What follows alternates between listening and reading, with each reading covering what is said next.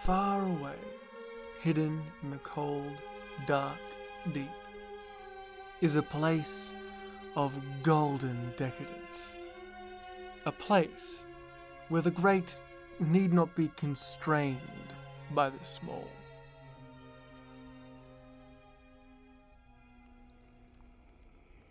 They sat in the dark, panting and sputtering. Cabot trying his best to ignore the clammy wetness that covered him. Was it grease, blood, or water? He didn't want to know. Is she alright? Cabot needed more than just a few seconds to answer Grace. He was sure she meant well, but he was the one that had to run for his life whilst carrying a little girl. Cabot! She whispered harshly. She's fine. He moved the little girl's unconscious face to where he could see it. Hey, Nancy. I've got you. I've got you. Nancy made a little squeak in her sleep and mumbled, Daddy. Cabot quickly pressed her face against his chest. It's okay, sweetie. He couldn't see Grace in the dark, but as he heard her shuffle over to him, he could picture her trademark gangly way of moving. She fell pretty hard back there. Is her belly all right? Grace, is her belly all right? She pushed. Yes, fuck, her belly's all right. Now would you shut up and get out of my face, please? Grace scoffed and guided herself back to her sitting spot. Cabot could hear a drip, drip, drip, somewhere nearby. It made a disproportionate echo as it hit the metal floor. And that sound alone made him shift in place. The sound brought his attention back to the chill. Metal walls, metal floors, he thought. Who was the fucking genius that designed this place without any carpet? He desperately wanted someone to blame. Do you think it's still after us? Cabot rolled his eyes. Grace really had no goddamn clue what shut up meant, did she? He stayed quiet. He told himself it was out of spite, but in reality, he really had no idea how to answer. It got Mac with its... Oh, Christ, Cabot, he was just a kid. Grace's voice echoed down the still corridors. Would you shut the fuck up? Cabot whisper yelled. He heard her take in a breath. If he knew Grace, this was her getting ready to fly off the handle at him, break into a rant. He groaned internally, and prepared to punch her lights out if she started to go off. But before she could start, there was a loud crash that rang out in the dark. Cabot held his breath, Grace froze, and Nancy mumbled in her sleep. Then there was another crash, and another, and another. The heavy footfalls of the monster that got Mac. There was nothing but those sounds getting closer and closer. He thought that if he could see Grace, he would have seen her quietly crying. But with all the wet crap on his face, Cabot was unable to tell if he was too. Suddenly, the wall ahead of him lit up red, reflecting the monster's burning red eyes. Cabot looked to his right. It was right there beside him. But miraculously, it hadn't spotted him sitting in the dark yet. He swallowed nervously. He was still too terrified to breathe. Its many eyes scanned the corridor, acting like little red spotlights.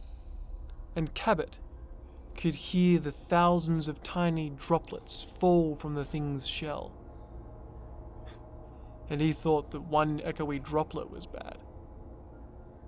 A guitar string in his head tightened. There was no sound save for the monster's angry, metallic breathing as it hunted them. Cabot began to shake as he felt Nancy readjust in his lap and make a tiny little soft mumble. As quickly and as quietly as he could, he pressed her face into his chest again, desperately trying to dampen the sound. The monster took a short, sharp breath, and Cabot began to scream internally. Had it heard Nancy? He followed the red spotlights as they scanned across the wall, until they finally landed on a quivering shape. It took him a second to recognize Grace in the red hue. The face she made, though. The bulging eyes of silent horror. The way her hands were clasped around her mouth, trying to hold back a scream. Cabot would never be able to unsee that.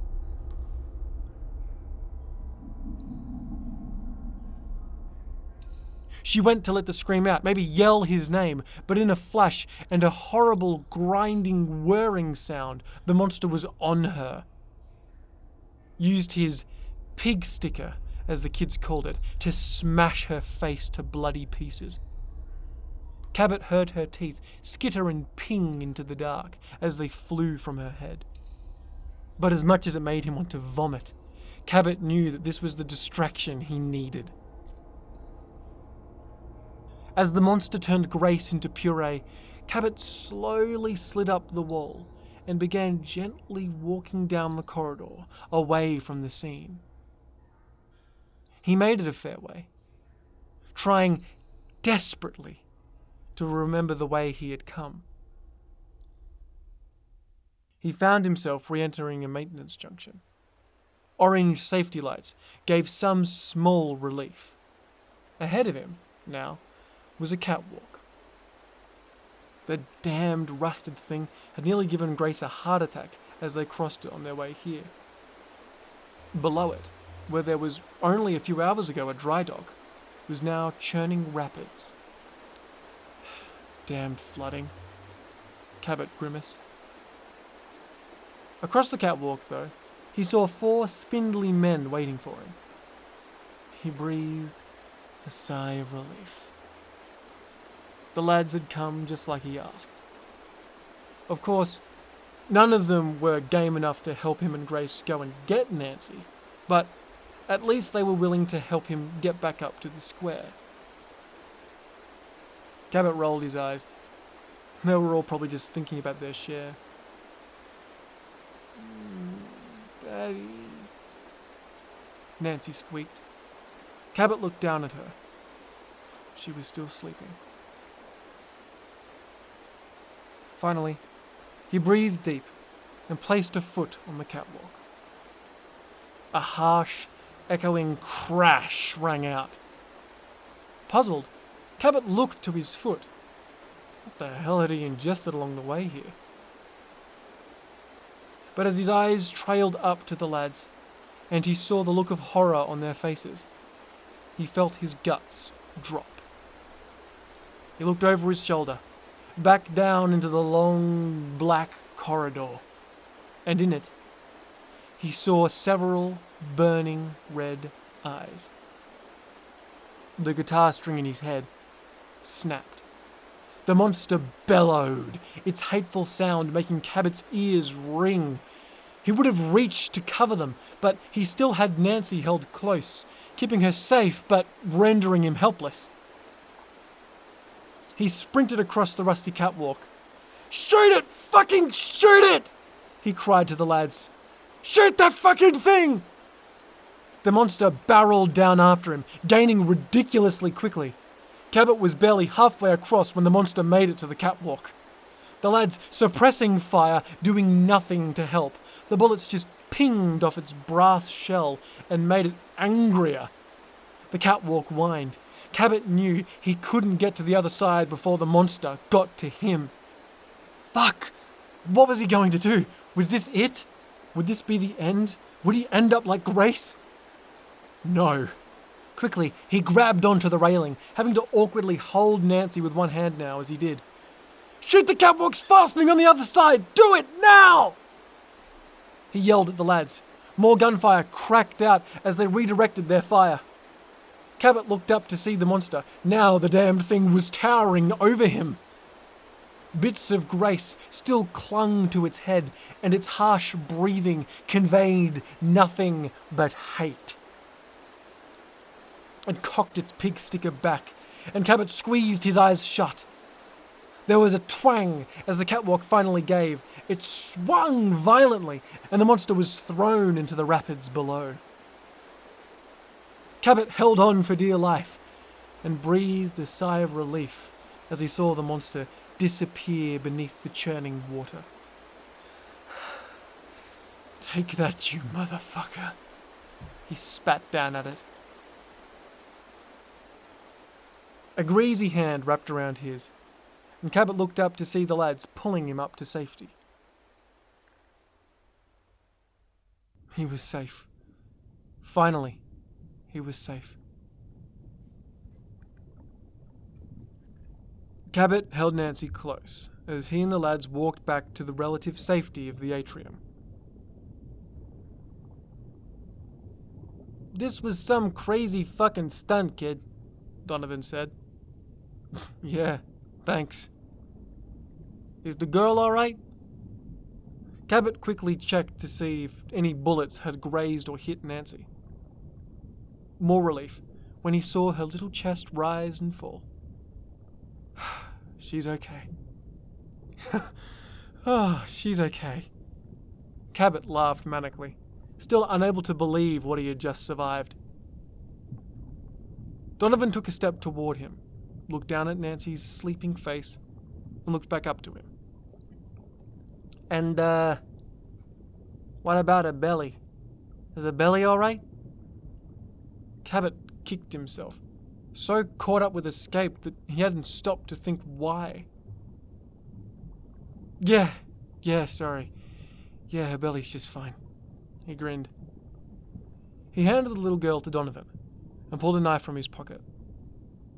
Make it quick, would you? Donovan smiled and laid the girl out, fingering the knife in his hands. All right, lads, make room, unless you want to forego your share. Cabot looked up to the glass roof of the atrium, basking in a job well done. He looked at the ocean beyond it. He always loved how the sea painted everything down here with a soft blue hue. But then he heard a dull thud. And as he followed it, he saw against the glass the sickening, familiar red eyes of the monster. Cabot's eyes widened as he saw it cock its arm back, ready to smash through the glass. He screamed. Then water. Nancy was cold when she opened her little golden eyes, but not as cold as she could have been, as she had to dig her way out of a large curtain that had been draped around her as a makeshift blanket. She rubbed her neck. The puncture point from where that woman had sedated her still stung. What had happened? She was soaked through and scared. Then she saw it. Towering over her, red eyes and wet brass shell, stood the monster. She smiled as the fear fell away. Nancy ran to it and hugged it tightly. "Daddy!" she cried. The monster's eyes clicked from red to a warm golden, matching its daughter's.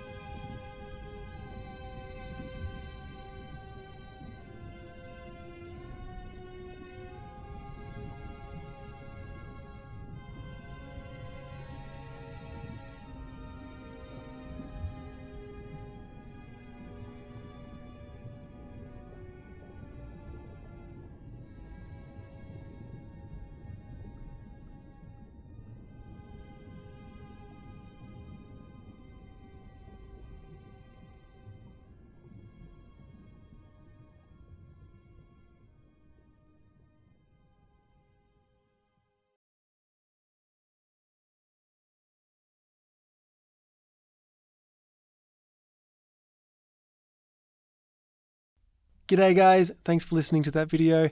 And before I head off today, I just want to give a special thanks to my beautiful patrons, Lady Nevermore, Catherine Gordon, the Curator, and Skulk Queen.